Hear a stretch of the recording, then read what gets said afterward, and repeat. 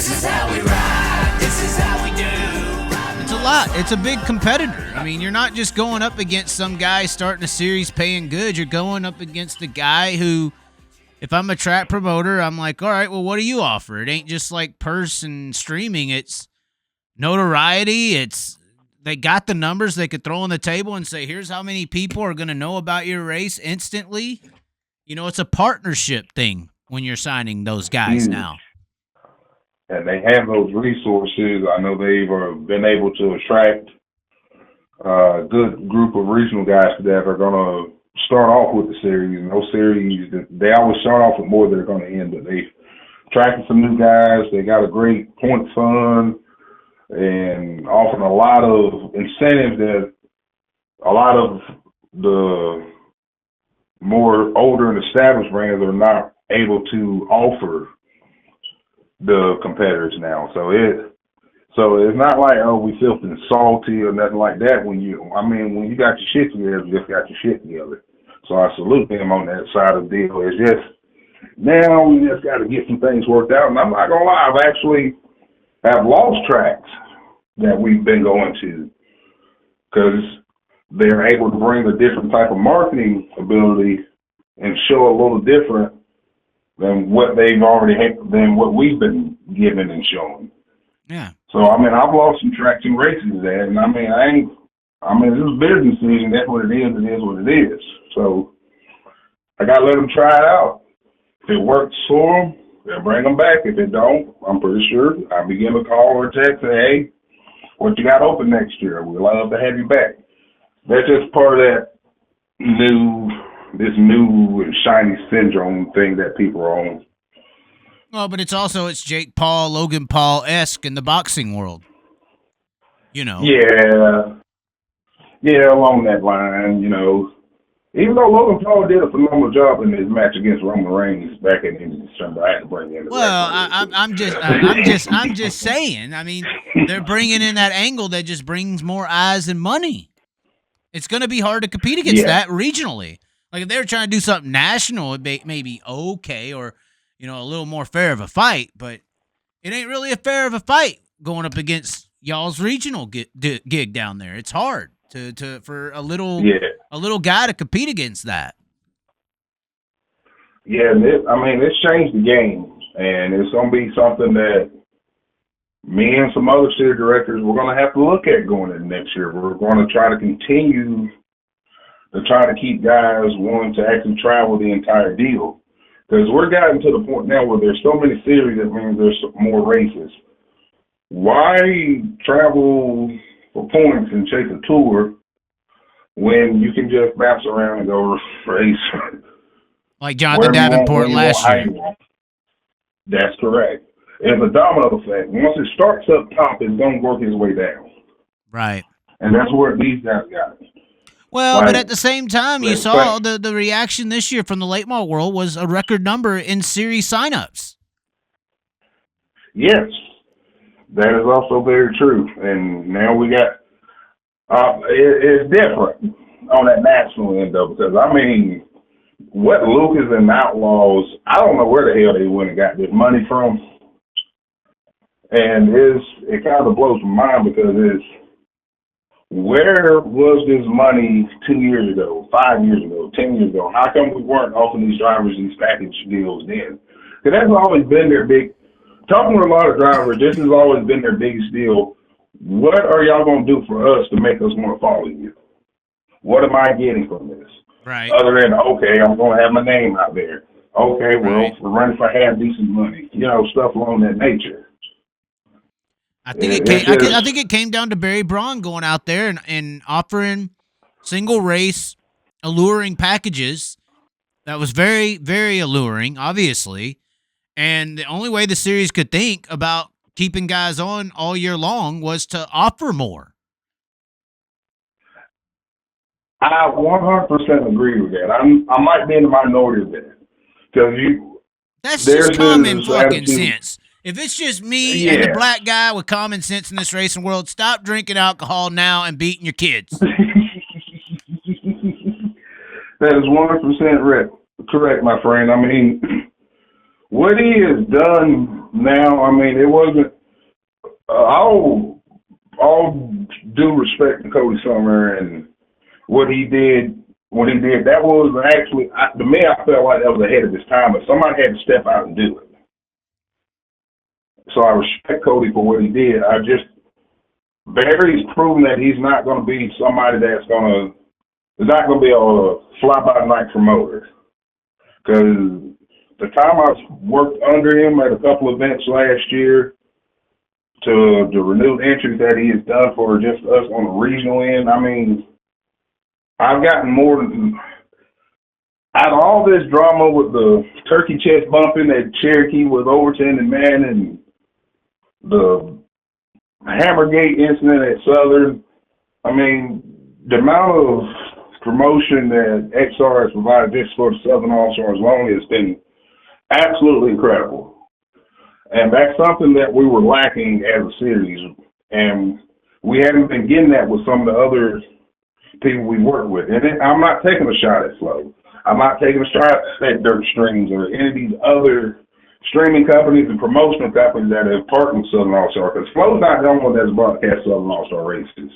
We've been on MAV TV. We've been on Speed 51. We work with various groups. But XR right now has been the one that has really shown that, hey, we're a partner. We're in this together. We're going to treat y'all just as good as we're going to treat the XR Super Series, our national brand. We're going to treat y'all just like anything else that we got going. We're putting it all in. And that's what's making the difference. Even talking with Mr. Tony Adair up there in Cherokee and Tom Lowry down there in Milton, Florida, and these guys that so far have had the experience, and even last year when we was had a smaller partnership with XR on promoting. A lot of these promoters have been impressed with what Barry has done, and they've actually, when XR name came up, saying that, hey, we're gonna live stream y'all with XR. I mean, they were fine with it. They were like, yeah, we cool with that. So I hope people understand that this whole making Barry Brund is out to be some kind of notorious bad guy, and he's trying to shake up the status quo and just change the face of racing. And he's just making smart business tactics. Well, I mean, he did change the face of racing a little bit, but isn't it technically for the good? Even the series have to admit that now, because even though he kind of threw the big dick money on the table and got these guys to not commit to a particular series last year, that's the only, in the common sense world, that's the only reason that the series stepped up like they did and started offering all that they have. That is 100% truth, man. And this man, you know, he could have took a huge financial loss stepping out on doing what he did. And I appreciate him doing that and showing that the business model that we have had and been using for umpteen number of years is not working anymore. It's time to change up what we're doing. We need to get more money back into the promoters' hands so they can afford to run these races and offset this cost. We need to be able to get more money in the driver's hands so they can continue to race and operate and get more money back into the series hands so we can keep some type of government, when I say government, some type of governing body out there, more than one, so it doesn't fall to one particular dominant force like our big brother NASCAR's done. Right. Or like sprint car racing's done. Yes. You know, we can't deny World of Outlaws have completely, I mean, they hold the dominant force in 410 sprint car racing, period. Without a doubt, when people think of 410 sprints or almost pretty much sprint cars in general, the first thing that comes to mind is the World of Outlaws. Any driver, I think you were talking about this on one of your last deals, that when people want to win something, their moniker in sprint car racing is being a World of Outlaw champion. Not winning the King's Royal, Right. Not winning the Knoxville National, not winning the National Open. Right. Is being the World Outlaw Champion. And that means something. I wish we actually had that here on the late model side. Yeah, you don't have something that. We've gotten away from. We used to have it. It used to be more of a kind of thing probably through the 90s going into the early 2000s. You wanted to be Have a Tampa Dirt Series champion or the UDTRA champion or being the Stars Series champion or Southern All-Stars champion. I mean, and just to give people a little history lesson on just how impactful Southern All-Stars is, Southern All-Stars gave birth to Have a Tampa. In the year 1993, when Clint Smith won his lone national championship, it was the Southern All-Stars Have a Tampa Dirt Series. And we ran about 2 years together. From there, Mike Swims wanted to take the series nationally. Our founder, B.J. Parker, wanted to keep it regionally. So Mike Swims, the late Mike Swims, took Have a Tampa, the money from Jimmy Munsteller that he was getting from Have a Tampa Cigars, and ran off into Illinois and Ohio and all these other places. And B.J. Parker kept the Southern All-Stars name down here in the South. So just to let y'all know, so y'all know who y'all fucking with. The Southern All-Stars is that shit. Now, I would say to that, along with the Barry Braun situation, the only negative to Barry Braun's situation is he showed others another way to do things. And I don't think without a Barry Braun situation, you're not having a hunt the front situation that you're having down there right now. I think Barry Braun paved the way for that type of series structure.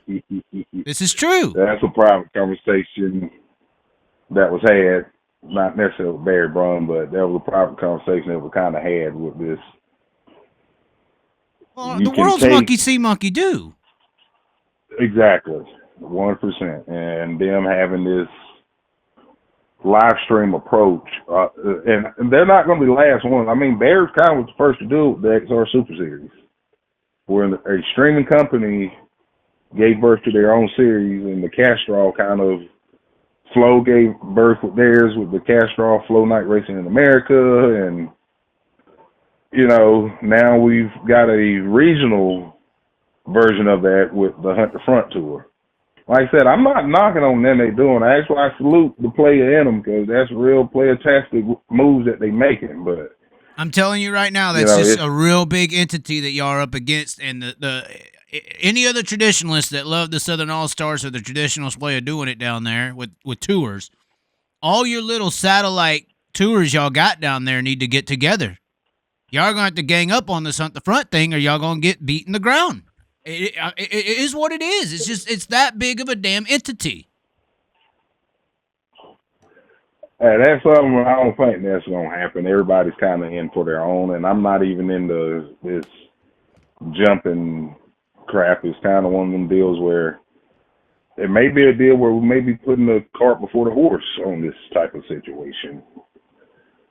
Because they yet to still run their first race, so we don't know how this is going to play out. It looks good right now. On paper, it looks good. We got this points fund, and we got these. We haven't seen a purse yet. We don't know what these purses are paying. We don't know specifically the teching process that's supposed to be done. All we know is what the glamour that has been put out front. And I know the people's going to think that I'm probably throwing some shade or something, but I've been in the business long enough that when you're putting something like this together, you got to have all your ducks in a row. Because we share tracks, we share promoters. There's still questions that haven't been answered yet, and they're about to have the race here in 3 weeks, and they're still waiting on answers. But star power is so powerful. It's so powerful. I was talking to a racetrack recently, but let's do a sprint car race. He's like, well, if you can get Tony Stewart and Kyle Larson here, let's do it. They don't even care about having a World Outlaw event. They want Tony Stewart or Kyle Larson because they know that star power they bring so many eyes and attention to what they're doing. And that's what I mean. Yeah. That's the entity I'm talking about that you are up with, that star power that they bring to the table. And there ain't nothing but a phone call away from getting a Cletus McFarlane there or this, that, or the other. to where you can't compete with something like that. It's going to be hard to compete with something like that, numbers-wise. Well, the average fan now, you have your hardcore intellectual fans that are diehards, and they understand a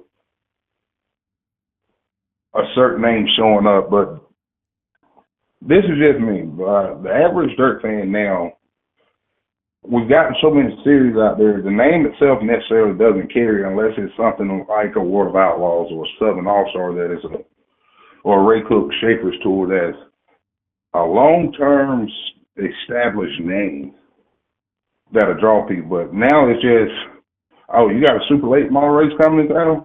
Well, I know what I'm doing. That's what I'm doing that weekend. That's kind of where we're getting now into this sport. Right. The name Which of doesn't the series favor you. is not caring as much. No, it doesn't, unless, again, you got an established name like us that I know for a fact that I got a lot of the next generation talking about, hey, my granddaddy talked about y'all series, and my dad went to a bunch of y'all races and stuff like that that is able to carry. That's one advantage that I can give for the Southern All-Stars is that we do have the name power. But that can only carry you so far in this business now. Right. Well, the hope is that, it's a bunch of these Gen Z people watching Hunt the Front that don't ever get outside their house. That's the hope. Yeah. They ain't gonna go driving, across town because they're 14 years old anyway. This is how we